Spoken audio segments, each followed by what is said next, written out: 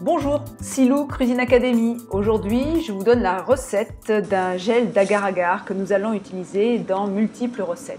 Nous allons avoir besoin donc pour réaliser 500 g de gelée, de 8 g d'agar-agar et d'un demi-litre d'eau distillée. Je mets dans ma petite bouilloire qui ne sert d'ailleurs qu'à faire l'agar-agar. Je mets un quart de litre, je rajoute 8 g d'agar-agar et j'enclenche ma petite bouilloire pour activer l'agar-agar, puisque vous savez que l'agar-agar ne devient active qu'une fois qu'elle a bouilli. Donc j'attends un petit peu, vous voyez, hop, ça commence à bouillir. J'ai mis qu'un quart de litre parce que comme ça va beaucoup plus vite à bouillir.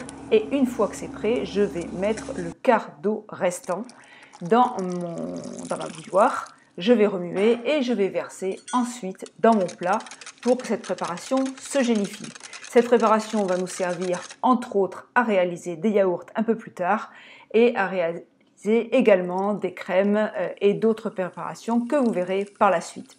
Je verse donc mon gel d'agar-agar dans ce petit plat qui contient au maximum donc 1 litre de gel. Mais je préfère le faire en strates. Vous voyez, comme ceci. Une fois que ça aura pris, ça devient quelque chose de ferme et je prends le poids dont j'ai besoin pour mes préparations. Ça se conserve facilement 1 mois au frigo. Pour nettoyer ma petite bouilloire, eh bien c'est simple. Un petit peu d'eau, je passe un petit coup de goupillon dedans et c'est fait. Voilà. La recette de la gelée d'agar-agar, vous savez tout, c'est très facile à faire et je vous conseille d'en avoir toujours en réserve dans votre frigo. À bientôt!